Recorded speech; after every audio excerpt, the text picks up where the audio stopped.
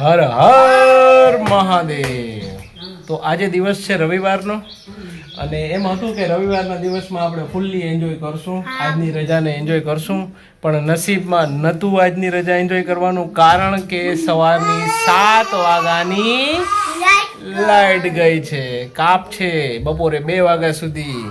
તો અમે લોકો આજનો દિવસ બપોરે 2 વાગ્યા સુધી તો ફૂલ ભયંકર પસીનામાં જ કાઢવાનો છે આપણે.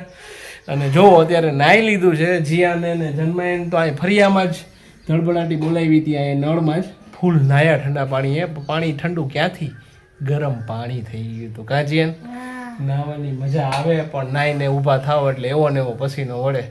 તો આજનો દિવસ 2 વાગ્યા સુધી તો અમે એવો ને એવો કાઢશું. જોઈએ આગળ કેવી કેવી એમને પરિસ્થિતિઓનો સામનો કરવો પડે છે ગરમીમાં. બહાર જઈ શકાય એમ નથી, બહારે એટલી જ ગરમી છે.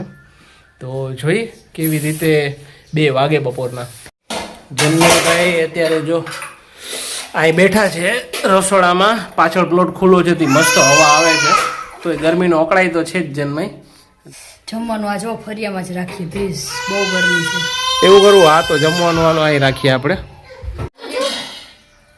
હા, તો અત્યારે જમવાનું અહીં અમે લઈ લીધું છે બારે, અને ઘરમાં બેસી શકાય એવું જ નથી, તો અહીં બેસી ગરમી ફૂલ છે. અહીં થોડોક પવના જાન મમન મદદ કરજા, લેતો આવવાથી રોટલી લેતો આવજો, શાક થાળી વાટકા છાશ એ બધું આવી ગયું છે. ઠંડી છાશ બનાવી છે, સવારનો બરફ જમાયો હતો કાલનો, આમ તો બરફ થોડોક જામેલો હતો એટલે વાંધો ન આવ્યો.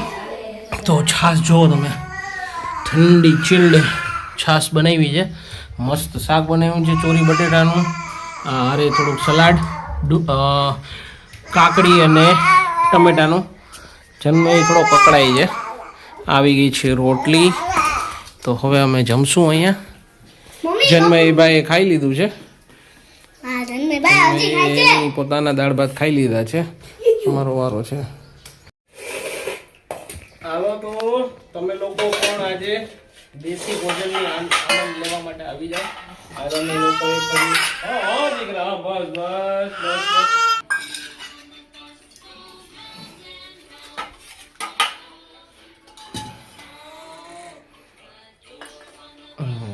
જન્મભાઈને મોબાઈલ ચાલુ કર્યો છે થોડીક વાર માટે, જમી લે એટલી વાર માટે.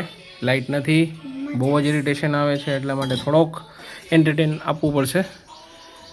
અને જીયાનભાઈ, મજા આવે છે આવી રીતે જમવાની મારા દીકરાને? ગોળ રહી ગયો, ગોળ લેતો આવો. તો હાલો, અમે લોકો જમી લઈએ. બપોરનો અત્યારે 1 વાગી ગયો છે, અને હવે હમણાં તો કલાકમાં લાઇટ આવી જશે એટલે વાંધો નથી હોપફુલી. તો જમી લઈએ, તો ફરી મળશું નવા વિલોક સાથે આપણે. ત્યાં સુધી હર હર મહાદેવ.